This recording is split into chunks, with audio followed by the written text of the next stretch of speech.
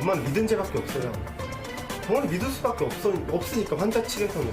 근데 그게 왜 그렇게 잘못된 건가요? 주사 맞다가 왜 환자가 죽었는지를 환자가 입증을 하는 거예요. 이 병원의 과실이 무엇인지.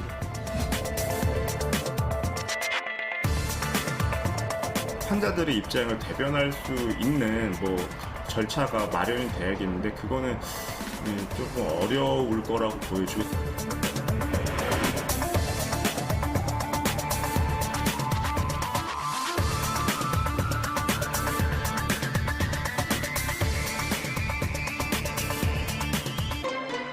여러분 안녕하십니까. 시사플러스 최국만 프로듀서입니다. 여러분은 혹시 병을 치료받기 위해 간 병원에서 오히려 더 큰 병을 얻게 되거나 혹은 가족이 그로 인해 목숨을 잃게 되는 상황 생각해 본 적이 있으십니까? 최근 청주 한 외과에서 50대 여성이 치질 수술 후 사망하는 사건이 발생했습니다. 하루아침에 어머니를 잃은 가족들, 그러나 그들을 더욱 슬프게 하는 것이 있었습니다. 바로 의료진들의 책임 회피와 그들의 억울한 목소리를 들어주는 것도 도움받을 제도도 없다는 현실이었습니다. 의료 분쟁이라는 외로운 싸움을 시작한 의료사고 피해자들의 이야기, 그 현장을 이다솔 프로듀서가 취재했습니다. 그래도 겨울 때 지난해 12월 주경식 씨 가족은 도리에 사고를 당했습니다. 떡을 엄마가 좋아했잖아. 생전에 떡을 좋아해가지고 다 사왔다. 살아계셨더라면 따뜻한 생일상을 함께 했을 텐데 손 한 번 잡아드리지 못하는 거짓말 같은 현실입니다. 여보 나왔어. 평소 어떠한 지병도 없이 건강했던 어머니입니다. 곧 태어날 쌍둥이 손자들 생각에 행복한 기대가 가득했던 어머니. 그러나 손자들을 보지도 못하고 어머니는 황망히 세상을 떠났습니다. 간단한 수술이라며 걱정 말랬는데 그것이 어머니의 마지막이었습니다. 제대로 밥 한 끼 못 사드리고 미역국 한번 진짜 제대로 못 끓였거든요. 제가 못 끓여드렸거든요.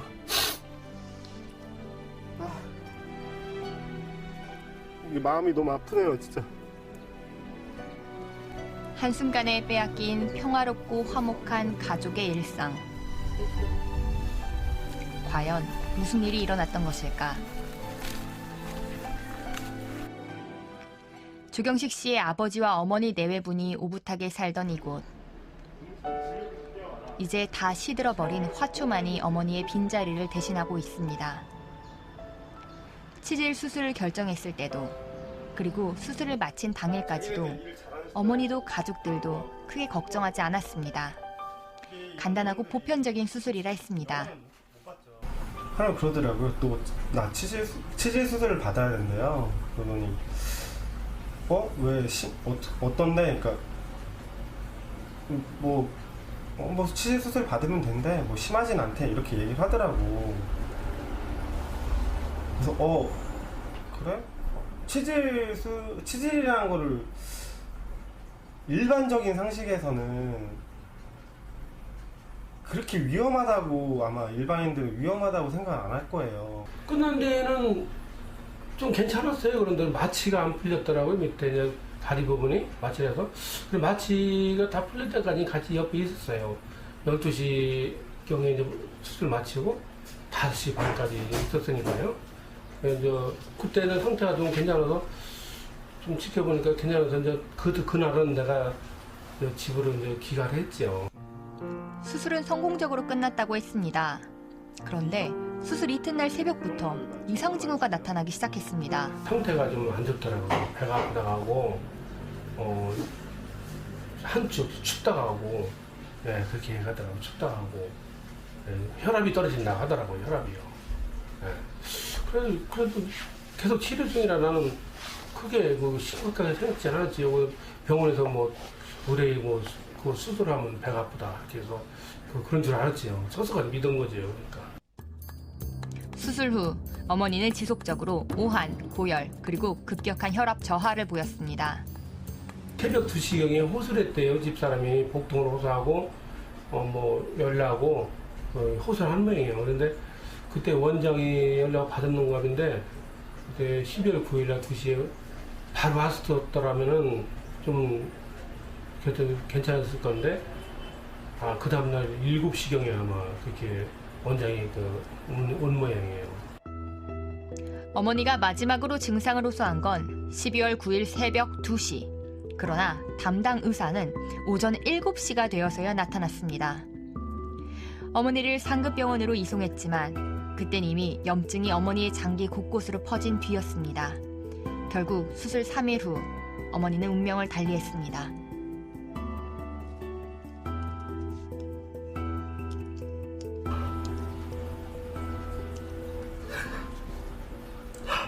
내 엄마가 그렇게 되니까 너무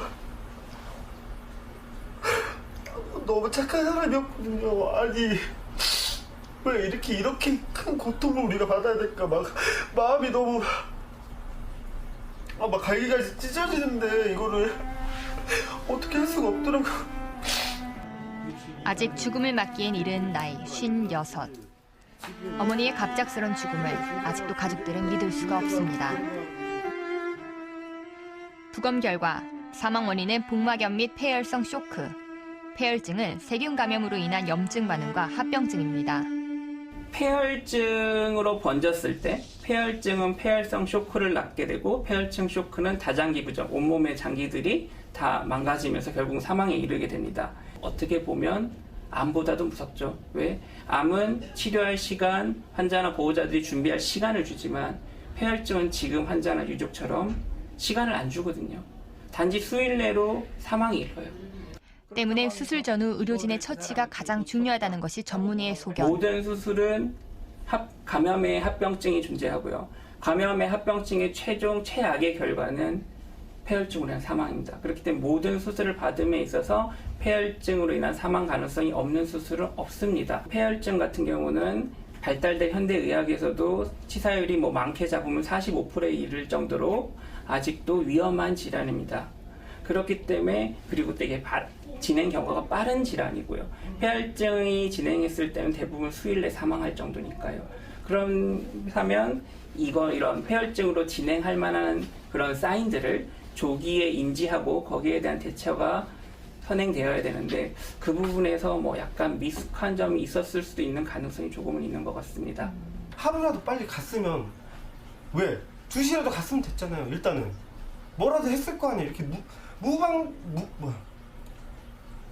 진짜 손수술도 없이 이렇게 보내드리진 않았을 거예요. 아니면 10시에 혈압이 급격하게 떨어졌거든요. 진료 기록을 보면, 간호일지를 보면 그때라도 간호사가 왜 그러지? 한 번이나 더 측정해보고 다시 이상한데? 전화해보고 의사한테 다시 전화해보고 이랬으면 병원에서 이제 안일한 대처들이 모여가지고 엄마가 엄청나게 큰 고통을 받으면서 돌아가셨다는 게 너무 화가 나고 너무 마음이 아파요. 진짜 이거 솔직히 병원에서 엄마는 믿은 죄밖에 없어요. 병원을 믿을 수밖에 없으니까 환자 측에서는. 근데 그게 왜 그렇게 잘못된 건가요? 왜 병원을 책임지지 않죠? 사건에 대한 입장을 듣고자 제작진이 취재를 요청했지만 해당 병원은 무응답으로 일관하고 있는 상황. 어머니를 상급병원으로 이송하면서 해당 병원은 이에 대한 책임을 다하겠다며 자필 각서를 작성했습니다. 그러나 사망 이후 주치의의 태도는 달라졌습니다. 솔직히 판정이 왜 돌아가셨는지 원인을 모르겠고 그게 수술하고 연관성이 있는지 모르겠고 수술하고 관계없이 복막염이 생기니까 있어요. 너무 화가 나더라고. 너무 막상 다 엄마 장례 치르고 가니까 잘못한 거 없으니까 한번 봐봐라. 이게 병원의 실체예요. 사람은 마음을 진짜 갈기갈기 찢어놔요. 평화롭던 가족에게 닥친 불행. 결국 가족들은 의료 소송이라는 힘겹고도 외로운 싸움을 시작했습니다. 한마디로 무인도에 뚝 떨어져. 저희는 솔직히 피해자예요. 우리 범죄자 아니에요. 피해자라고. 피해자를 도와줘도 오지랖 바에 이게 너무 법의 잣대를 제도적인 잣대를 디밀면서 너무 힘들더라고 진짜.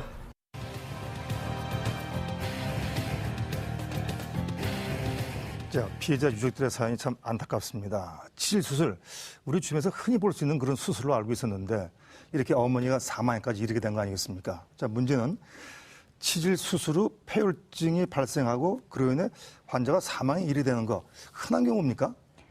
네, 흔히 치질 수술이라고 하는 치액 제거술의 경우 합병증의 비율은 0.3에서 1%, 그 사망률은 그의 0.1%로 매우 드문 편입니다.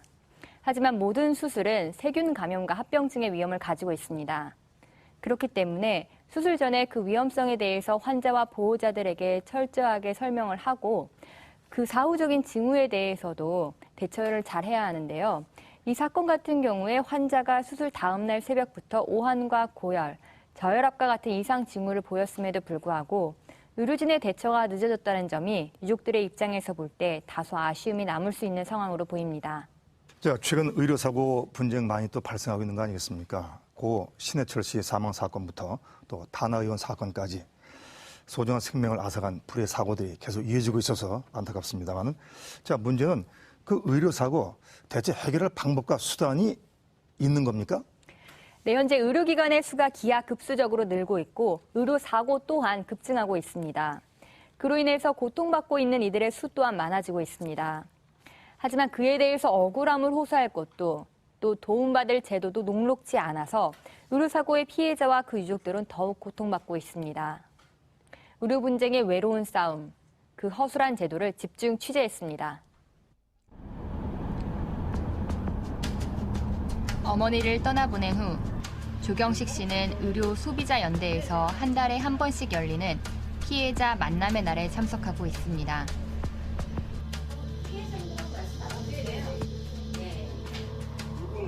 경식 씨는 이곳에서 자신과 같은 아픔을 가진 이들과 의료 분쟁에 관한 도움을 주고받으며 서로에게 의지하고 있습니다. 폐렴 때문에 갔었는데 엑스레이도 안 찍고 피검사도 한 달 동안 한 번도 안 한 거예요. 그리고 증상도 활력증후라든 이런 증상들도 나쁘게 나왔는데도 그냥 보존도 좋지만 치라고 그냥 검사만 해도 그때 했으면 자기 내가 그때 당시 이제 새벽 1시 좀 안 돼서 쓰러진 상황이어서 여기 이제 전공의만 2명이 있었던 상황인데 전공의 얘들이 아무리 봐도 이게 정상인하고 다름이 없으니까 판독을 못 한 거야. 그러고서 뇌출혈로 판독을 했어요. 뇌경색을. 그러면 이제 뇌출혈과 뇌경색은 이제 반대, 이제 여러분들 이제 이게 저희들 당사자는 걸 아니에요. 네, 반대의 경우거든요. 그러니까 남의 일로만 여겼던 의료사고. 하지만 자신의 이야기가 되자 감당해야 할 고통은 상상 이상이었다고 피해자들은 말합니다. 하는데 그냥 잊고 살라고 하는데 가끔씩 이제 엄마 생각나면 엄마가 너무 고통받다가 너무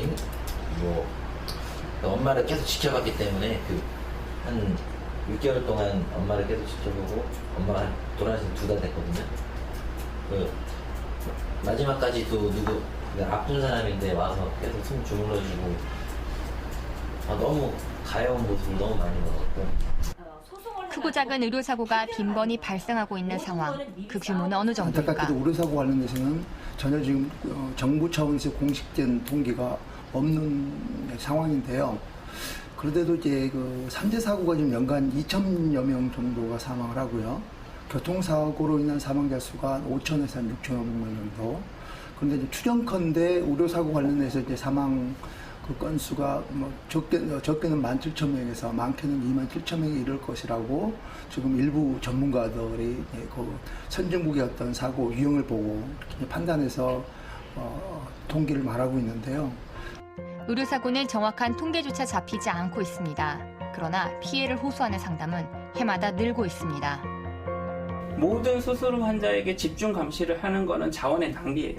그렇기 때문에 경험이 많은 의료진이 환자를 적절하게 진료를 하고 이를 바탕으로 폐혈증이나 여타 합병증을 조기에 인지할 수 있어야 되는데 사실 우리나라 의료 제도 하에서 그거는 되게 힘든 상황이거든요. 끊임없이 많은 환자를 끊임없이 빠르게 보기를 누구나 강요를 해요. 의사 자신도 환자들도 제도적으로도 환자들도 와서 10분, 20분 상담하는 걸 싫어하고 의사도 수익 보존을 위해서는 그게 힘들고 제도적으로도 그거를 일정 부분 반 이상 강요하고 있는 부분이 있고요. 이런 부분이 서로 다 양보를 조금씩 해서 충분한 시간을 환자한테 할애할 수 있게 되고 그런 식으로 제도가 변화하지 않는다면 결국은 언제나 끊임없이 발생을 할 거고요. 의료 분쟁이 피해자들에게 더욱 힘겨운 이유는 무엇일까? 의료사고 부분은 이게 지금 절대적으로 사인 간의 문제로 취급되고 있다는 거죠. 이를테면 이런 겁니다. 우리가 비행기 사고가 났을 때 이게 그 비행기 사고 그 어떤 기장의 문제냐, 기체 결함의 문제냐, 이거를 지금 비행기에 만약 살아있다면 환자, 당사자가 될 거고, 아니면 유족들이 그걸 입증하라는 거죠. 입증해서 보상을 제대로 받으라는 거거든요. 지금 의료사고 시스템은 그렇게 되어 있는 거죠. 의료소송은 그 정보의 비대칭이라는 말을 많이 하잖아요. 병원 내에서 이루어지는 어떤 의료 행위에 대한 거에 대한 어떤 분쟁을 다투는 건데 자료 확보가 아무래도 의료진 쪽에 편중되어 있다 보니까 확보하는 게 되게 어려워요. 결국에는 우리나라의 어떤 소송의 구조상 그 원고들이 일단 의료진의 과실을 입증을 해야 됩니다. 물론 입증 책임을 조금 완화해 주는 법리가 있긴 하지만 기본적인 의료진의 과실에 대해서는 그 유족들 원고 측에서 입증을 해야 되기 때문에 현재 우리 법상으로는 의료사고의 피해자가 의료행위와 사고의 인과관계를 입증해야 합니다. 그리고 어떻게 그걸 증명하고 이야기해서 그것을 이제 소비자들이, 환자들이, 가족들이 그걸 증명해야 된다고 하는데 법적으로는. 근데 그걸 증명할 길은 없잖아요. 의사들 당신들도 못하는데 우리가 어떻게 증명하겠어요. 근데 그 부분들의 그런 부분에 있어서 증명할 수가 없기 때문에 이야기할 때 이제 어려움이 닥칠 거라고 생각해요. 저도 이제 의사가 아니고 변호사도 아니란 말이에요. 법적, 의학적으로는 지식이 하나도 없어요. 근데 물어볼 데가 없어요. 솔직히 법률구조공단이나 이런 데 가면 그런 변호사들도 그 법률 상담해 주시는 분들도 있지만 의료는 또 의료 소송은 또 틀려요. 물론 변호사는 의료 전문 변호사 수임하면 제일 좋은 방법이긴 해요. 근데 이게 보통적으로 우리가 제가 뭐 돈이 많이 저희 집도 그렇지만 누구나 그럴 거예요. 지금까지 저희 보통 가정이라고 하면 수임료도 만만치 않거든요. 이런 어려움에 대해 정부에서는 2012년 의료분쟁조정중재원을 설립했습니다. 철저한 사인 간의 분쟁인 의료 분쟁에 대해서 피해자와 해당 의료기관이 원만히 합의할 수 있도록 돕는 제도입니다. 피해 입증의 어려움에 대해서도 중재원에서 그 과실 여부를 감정합니다. 하지만 해마다 피해자의 조정 신청 건수는 늘고 있지만 실제 조정이 이루어지는 경우는 절반이 채 되지 않습니다. 피해자가 중재원의 도움을 요청하더라도 의료기관이 참여를 거부하면 그만이기 때문입니다. 사실 저희 제도가 실제 운영을 해보니까 제도나 운영 내용은 참 좋은데 그 동의 제도 때문에 여기 와서 조정을 받고 싶어도 상대방이 동의를 안 하면 아무것도 진행 못하는 그런 아쉬움이 있었거든요. 지난 2014년 의료사고로 세상을 떠난 고 신해철 씨의 경우에도 유족은 해당 병원과의 분쟁 해결에 어려움을 겪었습니다. 국민적 관심이 모아지고 안타까운 생명을 잃은 후에야 국회는 뒤늦게 의료분쟁 조정중재법을 개정했습니다.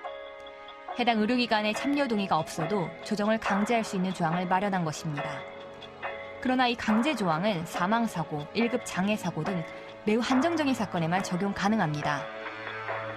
의료분쟁조정중재법은 소비자 피해 구제에 관한 법이잖아요. 그러면 그 자동 개시에 조건을 붙이면 안 된다는 거죠. 어느 피해 구제에 조건을 붙이지 않거든요. 그래서 모든 사건에 일단은 돈을 지불하고 서비스를 제공받는 피해자라고 생각하는 사람이 이 문제에 있다라고 이렇게 피해 구제 신청하면 당연히 상대방은 그에 대해서 해명하고 그다음에 자료를 제출할 수 있는 그 당연한 거거든요. 근데 유독 의사만 의료 행위만 대해서도 자동 개시했을 때 상대방이 뭐 거부하고 또 일정 부분 사망이나 1급 장애에 준하는 정도의 의료사고는 굉장히 중한 사고거든요. 그러니까 이런 경우만 하겠다라고 하면 당연히 피해구제 이 제도에 맞지 않은 거죠.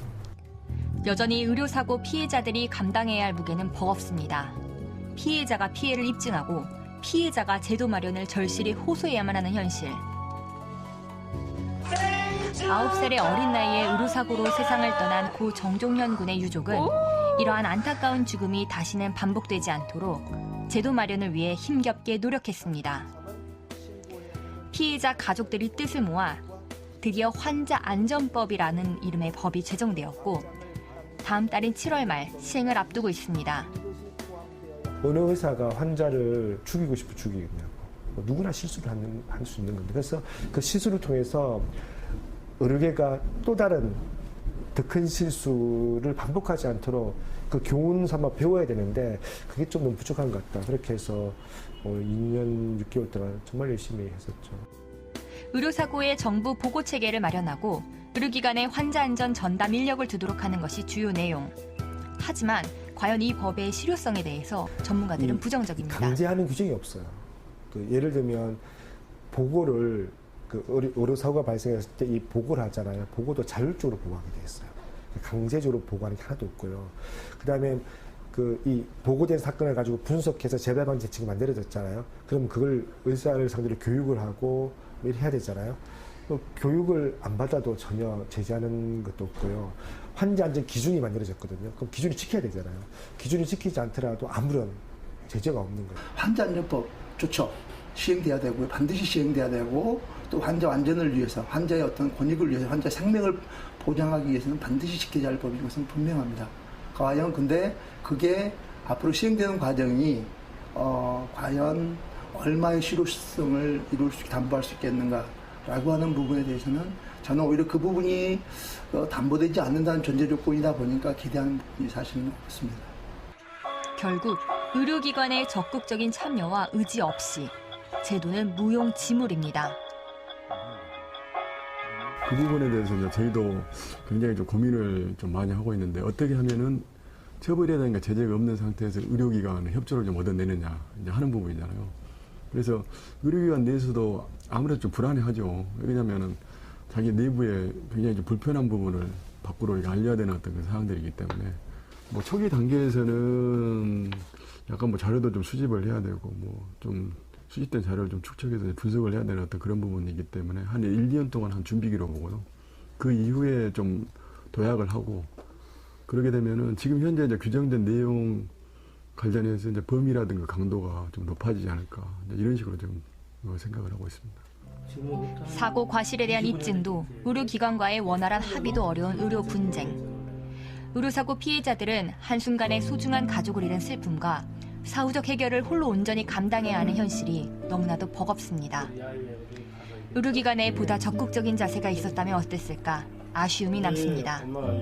왜 근데 사과 안 합니까? 우리가 그렇게 왜 제대로 사과하면 자기네들의 불이익이 올까? 저희는 벌써 이런 고통은 상상을 초월해요. 이렇게 고통을 줬으면 최대한 도덕적으로 책임을 져야 되는 거 아니에요? 사과를 해야죠. 법은 법이에요. 법은 법대로 가지만 제대로 된 사과를 받고 싶어요. 숱한 이들이 목숨을 잃었습니다. 수많은 이들이 소중한 가족을 잃었습니다. 제도는 미흡했고 의료기관은 무책임했습니다. 실효성 있는 제도와 책임감 있는 의료기관의 태도가 필요합니다. 의료사 1명 혹은 뭐 병원 한 개 기관 혹은 뭐 특정인을 비난을 할 수는 있죠. 하지만 비난을 해도 절대 이 문제는 풀리지 않을 거예요. 왜? 세상에 자원은 한정이 돼 있고 우리 의료제도가 갖고 있는 모순 하에서는 어쩔 수 없이 발생할 수밖에 없는 부분이 일정 부분 있고요.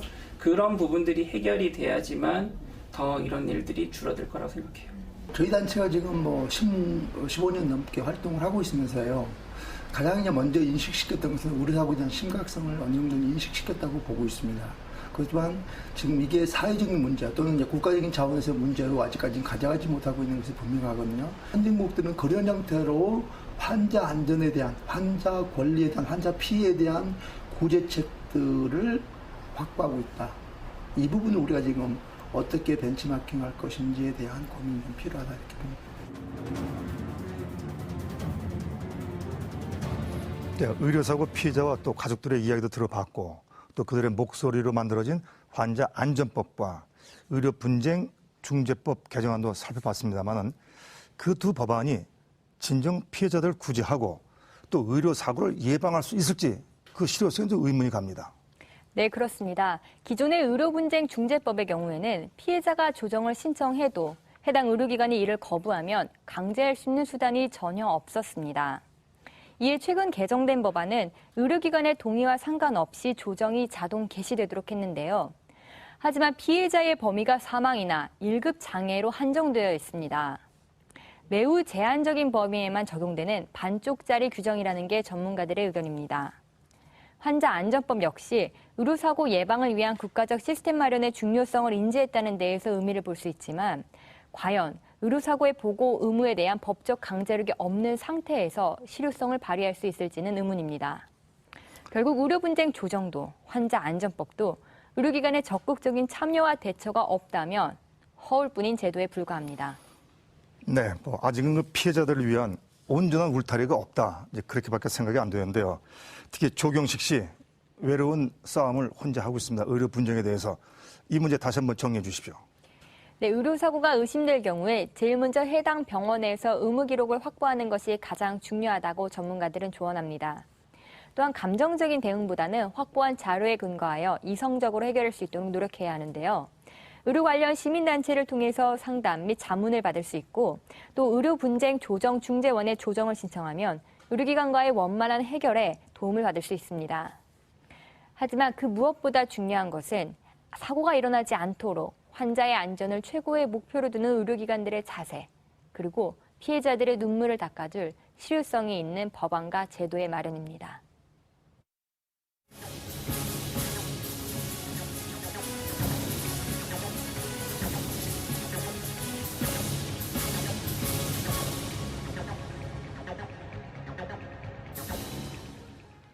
여러분 어떻게 보셨습니까? 끊임없이 발생하고 있는 의료사고. 하지만 억울한 목소리를 들어주고 도움을 주는 곳이 없다는 현실이 피해자들을 더욱 힘겹게 만들고 있었습니다. 누군가의 희생으로 인해 그리고 피해자들의 끊임없는 외침을 통해 만들어진 예방 구제에 관한 법안들 역시 피해자들의 눈물을 닦아주기엔 여전히 부족합니다. 제작진이 만난 의료사고 피해자 유족 조경식 씨 역시 제도의 도움을 받지 못했다고 합니다. 현재 민사 소송에 들어갔고 변론기를 약 일주일 정도 앞둔 채 변호사 선임도 없이 경식 씨는 홀로 소송을 준비하고 있습니다. 누구에게 언제든 발생할 수 있는 의료사고, 그 피해자는 지금 시청하고 계신 여러분일 수도 있고 가족이 될 수도 있습니다. 환자들은 병을 치유하기 위해 병원과 그 의료진에 대해 절대적 신뢰감을 갖고 병원을 찾습니다. 그 신뢰에 대한 책임을 다하는 것이 의료기관의 의무입니다. 관계당국은 또한 제2제3의 피해자가 없도록 실효성 있는 법안에 대해 고민을 해야 할 때입니다. 시사 플러스 오늘은 여기서 마칩니다. 감사합니다.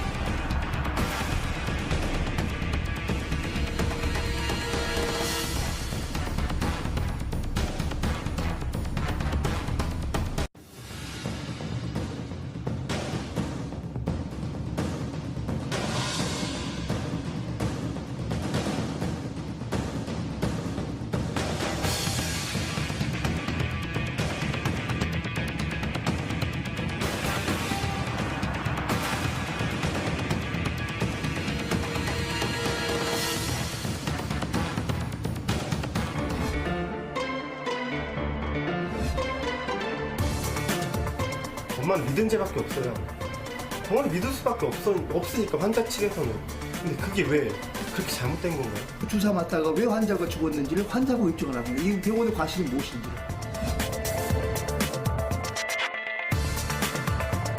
환자들의 입장을 대변할 수 있는 절차가 마련이 돼야겠는데 그거는 조금 어려울 거라고 보여지고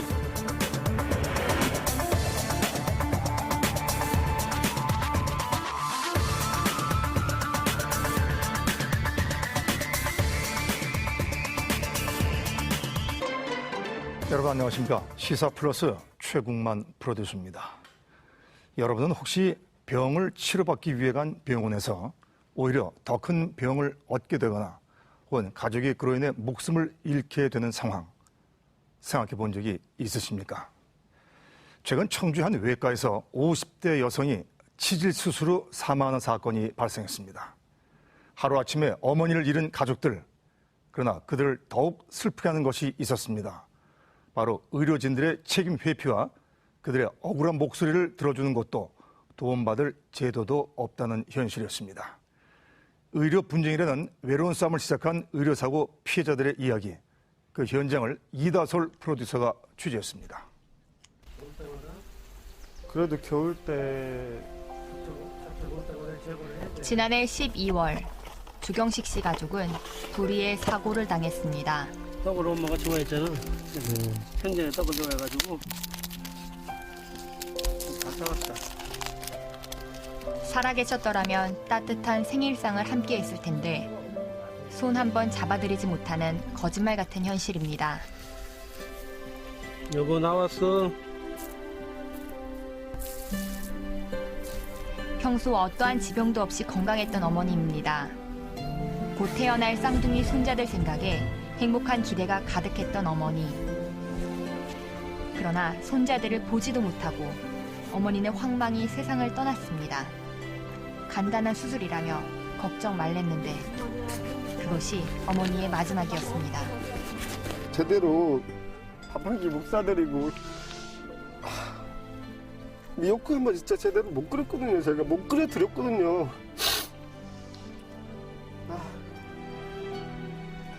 이게 마음이 너무 아프네요, 진짜. 한순간에 빼앗긴 평화롭고 화목한 가족의 일상. 과연 무슨 일이 일어났던 것일까?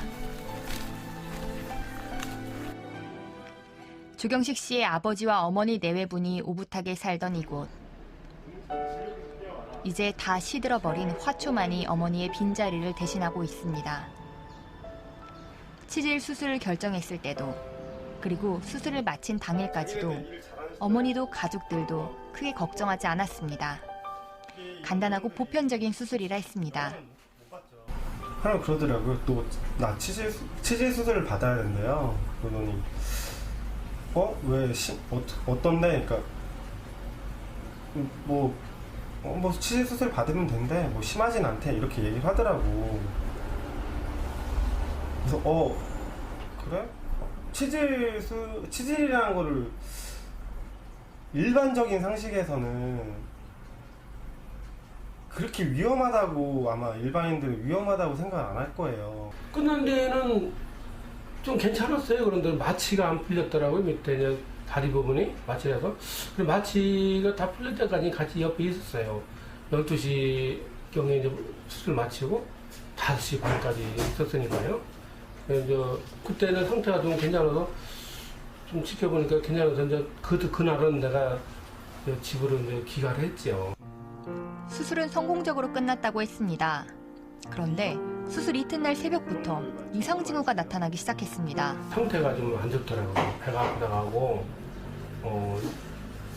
한쪽 춥다가 하고 그렇게 하더라고요. 춥다가 하고 혈압이 떨어진다 하더라고요. 혈압이요. 그래도 계속 치료 중이라 나는 크게 심각하게 생각지 않았지. 병원에서 의뢰 그 수술하면 배가 아프다 이렇게 해서 그런 줄 알았지요. 서서히 믿은 거죠. 그러니까. 수술 후 어머니는 지속적으로 오한, 고열, 그리고 급격한 혈압 저하를 보였습니다. 새벽 2시경에 호소했대요. 집사람이 복통을 호소하고 열나고 호소를 한 모양이에요. 그런데 그때 원장이 연락을 받았는 거 같은데 그때 12월 9일날 2시에 바로 왔었더라면은 좀 괜찮았을 건데 그 다음날 7시경에 아마 그렇게 원장이 온 모양이에요. 어머니가 마지막으로 증상을 호소한 건 12월 9일 새벽 2시. 그러나 담당 의사는 오전 7시가 되어서야 나타났습니다. 어머니를 상급병원으로 이송했지만 그땐 이미 염증이 어머니의 장기 곳곳으로 퍼진 뒤였습니다. 결국 수술 3일 후 어머니는 운명을 달리했습니다.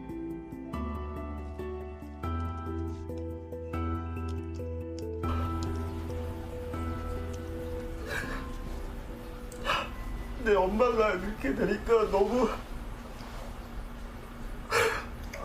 착한 사람이었거든요. 아니 왜 이렇게 큰 고통을 우리가 받아야 될까 막 마음이 너무 막 갈기갈기 찢어지는데 이거를 어떻게 할 수가 없더라고. 아직 죽음을 맞기엔 이른 나이 56. 어머니의 갑작스런 죽음을 아직도 가족들은 믿을 수가 없습니다. 부검 결과 사망 원인은 복막염 및 폐혈성 쇼크. 폐혈증은 세균 감염으로 인한 염증 반응과 합병증입니다. 폐혈증으로 번졌을 때 폐혈증은 폐혈성 쇼크를 낳게 되고 폐혈증 쇼크는 다장기 부종, 온몸의 장기들이 다 망가지면서 결국 사망에 이르게 됩니다. 어떻게 보면 암보다도 무섭죠. 왜? 암은 치료할 시간, 환자나 보호자들이 준비할 시간을 주지만 폐혈증은 지금 환자나 유족처럼 시간을 안 주거든요. 단지 수일 내로 사망이 이뤄요. 때문에 수술 전후 의료진의 처치가 가장 중요하다는 것이 전문의의 소견. 모든 수술은 감염의 합병증이 존재하고요. 감염의 합병증의 최종 최악의 결과는 폐혈증으로 인한 사망입니다. 그렇기 때문에 모든 수술을 받음에 있어서 폐혈증으로 인한 사망 가능성이 없는 수술은 없습니다. 폐혈증 같은 경우는 발달된 현대의학에서도 치사율이 많게 잡으면 45%에 이를 정도로 아직도 위험한 질환입니다. 그렇기 때문에 그리고 되게 진행 경과가 빠른 질환이고요. 폐혈증이 진행했을 때는 대부분 수일 내 사망할 정도니까요. 그렇다면 이런 폐혈증으로 진행할 만한 그런 사인들을 조기에 인지하고 거기에 대한 대처가 선행되어야 되는데 그 부분에서 약간 미숙한 점이 있었을 수도 있는 가능성이 조금은 있는 것 같습니다. 하루라도 빨리 갔으면 왜? 2시라도 갔으면 됐잖아요. 일단은 뭐라도 했을 거 아니에요. 이렇게 진짜 손수술도 없이 이렇게 보내드리진 않았을 거예요. 아니면 10시에 혈압이 급격하게 떨어졌거든요. 진료기록을 보면, 간헐지를 보면 그때라도 간호사가 왜 그러지? 한 번이나 더 측정해보고 다시 이상한데? 전화해보고 의사한테 다시 전화해보고 이랬으면 병원에서 이제 안일한 대처들이 모여가지고 엄마가 엄청나게 큰 고통을 받으면서 돌아가셨다는 게 너무 화가 나고 너무 마음이 아파요. 진짜 이거 솔직히 병원에서 엄마는 믿은 죄밖에 없어요. 병원을 믿을 수밖에 없으니까 환자 측에서는. 근데 그게 왜 그렇게 잘못된 건가요? 왜 병원을 책임지지 않죠? 사건에 대한 입장을 듣고자 제작진이 취재를 요청했지만 해당 병원은 무응답으로 일관하고 있는 상황. 어머니를 상급병원으로 이송하면서 해당 병원은 이에 대한 책임을 다하겠다며 자필 각서를 작성했습니다. 그러나 사망 이후 주치의의 태도는 달라졌습니다. 판정이 왜 돌아가셨는지 원인을 모르겠고 그게 수술하고 연관성이 있는지는 모르겠고 수술하고 관계없이 복막염이 생겼어요. 너무 화가 나더라고. 너무. 막상 다 엄마 장례 치르고 가니까 잘못한 거 없으니까 한번 봐봐라? 이게 병원의 실체예요. 사람을 마음을 진짜 갈기갈기 찢어놔요. 평화롭던 가족에게 닥친 불행. 결국 가족들은 의료 소송이라는 힘겹고도 외로운 싸움을 시작했습니다. 한마디로 무인도에 떨어져. 저희는 솔직히 피해자예요. 우리 범죄자 아니에요. 피해자라고. 피해자를 도와줘도 오지랄 바에 이게 너무 법의 잣대를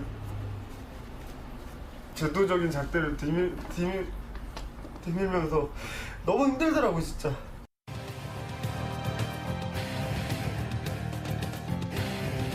자, 피해자 유족들의 사연이 참 안타깝습니다. 치질 수술, 우리 주변에서 흔히 볼 수 있는 그런 수술로 알고 있었는데 이렇게 어머니가 사망에까지 이르게 된 거 아니겠습니까? 자, 문제는 치질 수술 후 폐혈증이 발생하고 그로 인해 환자가 사망에 이르게 되는 거 흔한 경우입니까?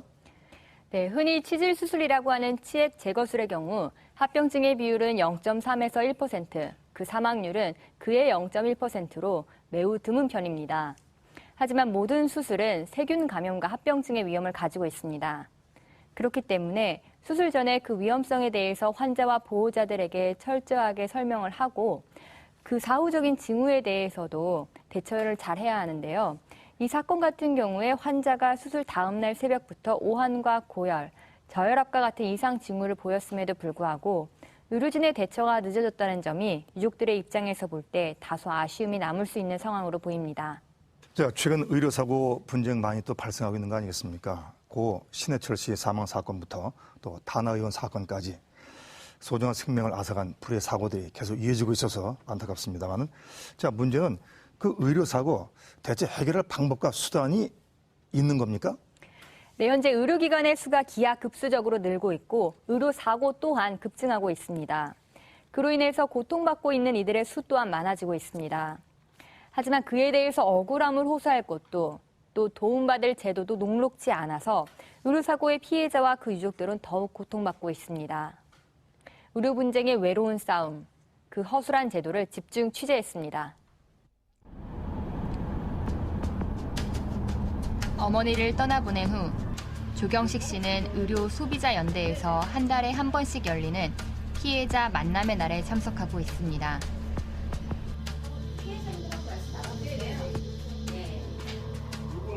경식 씨는 이곳에서 자신과 같은 아픔을 가진 이들과 의료 분쟁에 관한 도움을 주고받으며 서로에게 의지하고 있습니다. 혈압 때문에 갔었는데 엑스레이도 안 찍고 피검사도 한 달 동안 한 번도 안 한 거예요. 그리고 증상도 활력증후라든지 이런 증상들도 좀 나쁘게 나왔는데도 그냥 보존도 좋지만 치라고 그냥 검사만 해도 절대 했으면 자기네가 그때 당시 이제 새벽 1시 좀 안 돼서 쓰러지는 상황이어서 여기 이제 전공의만 2명 있었던 상황인데 전공의 애들이 아무리 봐도 이게 정상인의 애하고 다름이 없으니까 판독을 못 한 거야. 그러고서 뇌출혈로 판독을 했어요. 뇌경색을. 그러면 이제 뇌출혈과 뇌경색은 이제 반대, 이제 여러분들 이제 이게 저희들 잘 사는 거 아니에요? 네, 반대의 경우거든요. 그러니까 아니요. 남의 일로만 여겼던 의료사고. 하지만 자신의 이야기가 되자 감당해야 할 고통은 상상 이상이었다고 피해자들은 말합니다. 하는데 그냥 잊고 살라고 하는데 가끔씩 이제 엄마 생각나면 엄마가 너무 고통받다가 너무 엄마를 계속 지켜봤기 때문에 한 6개월 동안 엄마를 계속 지켜보고 엄마가 돌아가신 2달 됐거든요. 마지막까지도 아픈 사람인데 와서 계속 숨 주물러주고 너무 가여운 모습을 너무 많이 먹었고. 크고 작은 의료사고가 빈번히 발생하고 있는 상황. 그 규모는 어느 정도일까? 안타깝게도 의료사고 관련돼서는 전혀 지금 정부 차원에서 공식된 통계가 없는 상황인데요. 그런데도 이제 그 3대 사고가 지금 연간 2,000여 명 정도가 사망을 하고요. 교통사고로 인한 사망자 수가 5,000에서 6,500명 정도. 그런데 이제 추정컨대 의료사고 관련해서 이제 사망 그 건수가 적게는 17,000명에서 많게는 27,000명에 이를 것이라고 지금 일부 전문가들이 그 선진국의 어떤 사고 유형을 보고 이렇게 판단해서 통계를 말하고 있는데요. 의료사고는 정확한 통계조차 잡히지 않고 있습니다. 그러나 피해를 호소하는 상담은 해마다 늘고 있습니다. 모든 수술 환자에게 집중 감시를 하는 것은 자원의 낭비예요. 그렇기 때문에 경험이 많은 의료진이 환자를 적절하게 진료를 하고 이를 바탕으로 폐혈증이나 여타 합병증을 조기에 인지할 수 있어야 되는데 사실 우리나라 의료 제도 하에서 그거는 되게 힘든 상황이거든요. 끊임없이 많은 환자를 끊임없이 빠르게 보기를 누구나 강요를 해요. 의사 자신도 환자들도 제도적으로도 환자들도 와서 10분, 20분 상담하는 걸 싫어하고 의사도 수익 보전을 위해서는 그게 힘들고 제도적으로도 그거를 일정 부분 반 이상 강요하고 있는 부분이 있고요.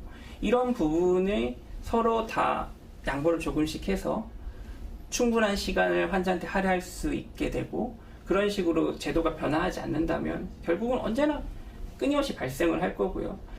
의료 분쟁이 피해자들에게 더욱 힘겨운 이유는 무엇일까? 의료사고 부분은 이게 지금 절대적으로 사인 간의 문제로 취급되고 있다는 거죠. 이를테면 이런 겁니다. 우리가 비행기 사고가 났을 때 이게 그 비행기 사고 그 어떤 기장의 문제냐, 기체 결함의 문제냐, 이거를 지금 비행기에 많이 살아있다 그러면 환자, 당사자가 될 거고, 아니면 유족들이 그걸 입증하라는 거죠. 입증해서 보상을 제대로 받으라는 거거든요. 지금 의료사고 시스템은 그렇게 되어 있는 거죠. 의료소송은 그 정보의 비대칭이라는 말을 많이 하잖아요. 병원 내에서 이루어지는 어떤 의료 행위에 대한 거에 대한 어떤 분쟁을 다투는 건데, 자료 확보가 아무래도 의료진 쪽이 편중되어 있다 보니까 확보하는 게 되게 어려워요. 결국에는 우리나라의 어떤 소송의 구조상 그 원고들이 일단 의료진의 과실을 입증을 해야 됩니다. 물론 입증 책임을 조금 완화해 주는 법리가 있긴 하지만, 기본적인 의료진의 과실에 대해서는 그 유족들, 원고 측에서 입증을 해야 되기 때문에, 현재 우리 법상으로는 의료사고의 피해자가 의료행위와 사고의 인과관계를 입증해야 합니다. 그리고 어떻게 그걸 증명하고 이야기해서 그것을 이제 소비자들이, 환자들이, 가족들이 그걸 증명해야 된다고 하는데 법적으로는. 근데 그걸 증명할 기준은 없잖아요. 의사들 당신들도 못하는데 우리가 어떻게 증명하겠어요. 근데 그 부분들의 그런 부분에 있어서 증명할 수가 없기 때문에 이야기할 때 굉장히 어려움이 닥칠 거라고 생각해요. 저도 이제 의사가 아니고 변호사도 아니란 말이에요. 법적, 의학적으로는 지식이 하나도 없어요. 근데 물어볼 데가 없어요, 솔직히. 법률구조공단이나 이런 데 가면 그런 변호사들도 그 법률 상담을 해주시는 분들도 있지만, 의료는 또 의료 소송은 또 틀려요. 물론 변호사는, 의료 전문 변호사 수임하면 제일 좋은 방법이긴 해요. 근데 이게 보통적으로 제가 뭐 돈이 많이, 저희 집도 그렇지만 누구나 그럴 거예요. 지금까지 저희 보통 가정이라고 하면 수임료도 만만치 않거든요. 이런 어려움에 대해 정부에서는 2012년 의료분쟁 조정중재원을 설립했습니다. 철저한 사인 간의 분쟁인 의료 분쟁에 대해서 피해자와 해당 의료기관이 원만히 합의할 수 있도록 돕는 제도입니다. 피해 입증의 어려움에 대해서도 중재원에서 그 과실 여부를 감정합니다. 하지만 해마다 피해자의 조정 신청 건수는 늘고 있지만 실제 조정이 이루어지는 경우는 절반이 채 되지 않습니다. 피해자가 중재원의 도움을 요청하더라도 의료기관이 참여를 거부하면 그만이기 때문입니다. 사실 저희 제도가 실제 운영을 해보니까 제도나 운영 내용은 참 좋은데, 그 동의 제도 때문에 여기 와서 조정을 받고 싶어도 상대방이 동의를 안 하면 아무것도 진행 못하는 그런 아쉬움이 있었거든요. 지난 2014년 의료사고로 세상을 떠난 고 신해철 씨의 경우에도 유족은 해당 병원과의 분쟁 해결에 어려움을 겪었습니다. 국민적 관심이 모아지고 안타까운 생명을 잃은 후에야 국회는 뒤늦게 의료분쟁 조정중재법을 개정했습니다. 해당 의료기관의 참여 동의가 없어도 조정을 강제할 수 있는 조항을 마련한 것입니다. 그러나 이 강제 조항은 사망사고, 1급 장애사고 등 매우 한정적인 사건에만 적용 가능합니다. 의료분쟁조정중재법은 소비자 피해 구제에 관한 법이잖아요. 그러면 그 자동 개시에 조건을 붙이면 안 된다는 거죠.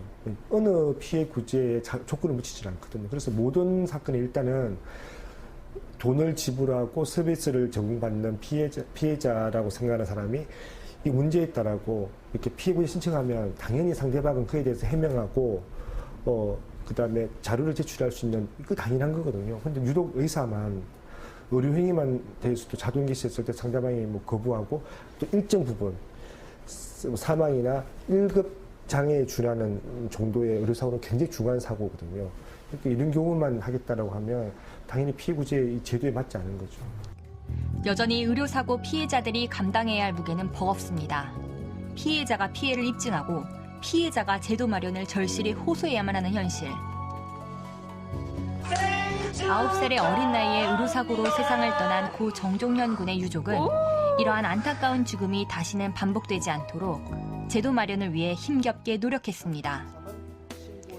피해자 가족들이 뜻을 모아 드디어 환자 안전법이라는 이름의 법이 제정되었고 다음 달인 7월 말 시행을 앞두고 있습니다. 어느 의사가 환자를 죽이고 싶어 죽이겠냐고. 누구나 실수를 할 수 있는 건데. 그래서 그 실수를 통해서 의료계가 또 다른 더 큰 실수를 반복하지 않도록 그 교훈 삼아 배워야 되는데 그게 좀 너무 부족한 것 같다. 그렇게 해서 2년 6개월 동안 정말 열심히 했었죠. 의료사고의 정부 보고체계를 마련하고 의료기관의 환자 안전 전담 인력을 두도록 하는 것이 주요 내용. 하지만 과연 이 법의 실효성에 대해서 전문가들은 부정적입니다. 강제하는 규정이 없어요. 예를 들면 보고를 의료사고가 발생했을 때 이 보고를 하잖아요. 보고도 자율적으로 보고하게 돼 있어요. 강제적으로 보고하는 게 하나도 없고요. 그다음에 이 보고된 사건을 가지고 분석해서 재발 방지 대책이 만들어졌잖아요. 그럼 그걸 의사를 상대로 교육을 하고 이렇게 해야 되잖아요. 교육을 안 받아도 전혀 제재하는 것도 없고요. 환자 안전 기준이 만들어졌거든요. 그럼 기준을 지켜야 되잖아요. 기준을 지키지 않더라도 아무런 제재가 없는 거예요. 환자 안전법 좋죠. 시행돼야 되고요. 반드시 시행돼야 되고 또 환자 안전을 위해서 환자의 어떤 권익을 위해서 환자 생명을 보장하기 위해서는 반드시 지켜야 할 법인 것은 분명합니다. 과연 근데 그게 앞으로 시행되는 과정이 과연 얼마의 실효성을 이룰 수 담보할 수 있겠는가라고 하는 부분에 대해서는 저는 오히려 그 부분이 담보되지 않는다는 전제 조건이다 보니까 기대하는 부분이 사실은 없습니다. 결국 의료기관의 적극적인 참여와 의지 없이 제도는 무용지물입니다. 그 부분에 대해서 이제 저희도 굉장히 좀 고민을 좀 많이 하고 있는데 어떻게 하면은 처벌이라든가 제재가 없는 상태에서 의료기관의 협조를 좀 얻어내느냐 이제 하는 부분이잖아요. 그래서 의료기관 내에서도 아무래도 좀 불안해하죠. 왜냐면은 자기 내부에 굉장히 좀 불편한 부분을 밖으로 알려야 되는 어떤 그 사항들이기 때문에 뭐 초기 단계에서는 약간 뭐 자료도 좀 수집을 해야 되고 뭐 좀 수집된 자료를 좀 축적해서 분석을 해야 되는 어떤 그런 부분이기 때문에 한 1, 2년 동안 한 준비기로 보고요. 그 이후에 좀 도약을 하고 그러게 되면은 지금 현재 이제 규정된 내용 관련해서 이제 범위라든가 강도가 좀 높아지지 않을까 이런 식으로 좀 생각을 하고 있습니다. 사고 과실에 대한 입증도 의료기관과의 원활한 합의도 어려운 의료 분쟁. 의료사고 피해자들은 한순간에 소중한 가족을 잃은 슬픔과 사후적 해결을 홀로 온전히 감당해야 하는 현실이 너무나도 버겁습니다. 의료기관에 보다 적극적인 자세가 있었다면 어땠을까 아쉬움이 남습니다. 왜 근데 사과 안 합니까? 우리가 그렇게 왜 제대로 사과하면 자기네들의 불이익이 올까? 저희는 벌써 이런 고통은 상상을 초월해요. 이렇게 고통을 줬으면 최대한 도덕적으로 책임을 져야 되는 거 아니에요? 사과를 해야죠. 법은 법이에요. 법은 법대로 가지만 제대로 된 사과를 받고 싶어요. 숱한 이들이 목숨을 잃었습니다. 수많은 이들이 소중한 가족을 잃었습니다. 제도는 미흡했고 의료기관은 무책임했습니다. 실효성 있는 제도와 책임감 있는 의료기관의 태도가 필요합니다. 의료사 1명 혹은 뭐 병원 한 개 기관 혹은 뭐 특정인을 비난을 할 수는 있죠. 하지만 비난을 해도 절대 이 문제는 풀리지 않을 거예요. 왜? 세상에 자원은 한정이 돼 있고 우리 의료제도가 갖고 있는 모순 하에서는 어쩔 수 없이 발생할 수밖에 없는 부분이 일정 부분 있고요. 그런 부분들이 해결이 돼야지만 더 이런 일들이 줄어들 거라고 생각해요. 저희 단체가 지금 15년 넘게 활동을 하고 있으면서요. 가장 먼저 인식시켰던 것은 의료사고에 대한 심각성을 어느 정도 인식시켰다고 보고 있습니다. 그렇지만 지금 이게 사회적인 문제 또는 이제 국가적인 차원에서의 문제로 아직까지는 가져가지 못하고 있는 것이 분명하거든요. 한정국들은 그런 형태로 환자 안전에 대한, 환자 권리에 대한, 환자 피해에 대한 구제책들을 확보하고 있다. 이 부분을 우리가 지금 어떻게 벤치마킹할 것인지에 대한 고민이 좀 필요하다 이렇게 봅니다. 네, 의료사고 피해자와 또 가족들의 이야기도 들어봤고 또 그들의 목소리로 만들어진 환자 안전법과 의료 분쟁 중재법 개정안도 살펴봤습니다만은 그 두 법안이 진정 피해자들을 구제하고 또 의료 사고를 예방할 수 있을지 그 실효성에 좀 의문이 갑니다. 네, 그렇습니다. 기존의 의료분쟁중재법의 경우에는 피해자가 조정을 신청해도 해당 의료기관이 이를 거부하면 강제할 수 있는 수단이 전혀 없었습니다. 이에 최근 개정된 법안은 의료기관의 동의와 상관없이 조정이 자동 개시되도록 했는데요. 하지만 피해자의 범위가 사망이나 1급 장애로 한정되어 있습니다. 매우 제한적인 범위에만 적용되는 반쪽짜리 규정이라는 게 전문가들의 의견입니다. 환자 안전법 역시 의료사고 예방을 위한 국가적 시스템 마련의 중요성을 인지했다는 데에서 의미를 볼 수 있지만 과연 의료사고의 보고 의무에 대한 법적 강제력이 없는 상태에서 실효성을 발휘할 수 있을지는 의문입니다.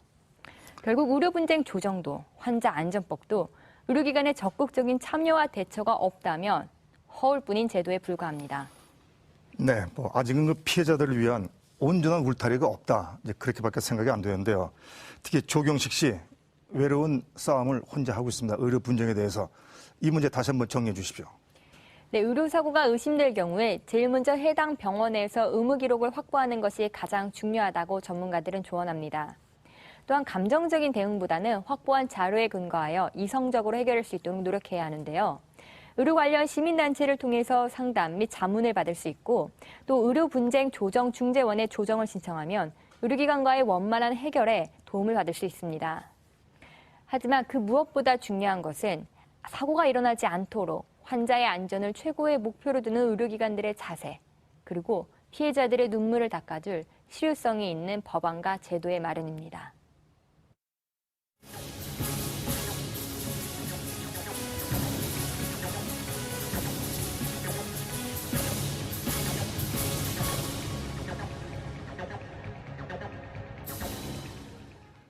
여러분 어떻게 보셨습니까? 끊임없이 발생하고 있는 의료사고. 하지만 억울한 목소리를 들어주고 도움을 주는 곳이 없다는 현실이 피해자들을 더욱 힘겹게 만들고 있었습니다. 누군가의 희생으로 인해 그리고 피해자들의 끊임없는 외침을 통해 만들어진 예방 구제에 관한 법안들 역시 피해자들의 눈물을 닦아주기엔 여전히 부족합니다. 제작진이 만난 의료사고 피해자 유족 조경식 씨 역시 제도의 도움을 받지 못했다고 합니다. 현재 민사소송에 들어갔고 변론기를 약 일주일 정도 앞둔 채 변호사 선임도 없이 경식 씨는 홀로 소송을 준비하고 있습니다. 누구에게 언제든 발생할 수 있는 의료사고, 그 피해자는 지금 시청하고 계신 여러분일 수도 있고 가족이 될 수도 있습니다. 환자들은 병을 치유하기 위해 병원과 그 의료진에 대해 절대적 신뢰감을 갖고 병원을 찾습니다. 그 신뢰에 대한 책임을 다하는 것이 의료기관의 의무입니다. 관계당국은 또한 제3의 피해자가 없도록 실효성 있는 법안에 대해 고민을 해야 할 때입니다. 시사플러스 오늘은 여기서 마칩니다. 감사합니다.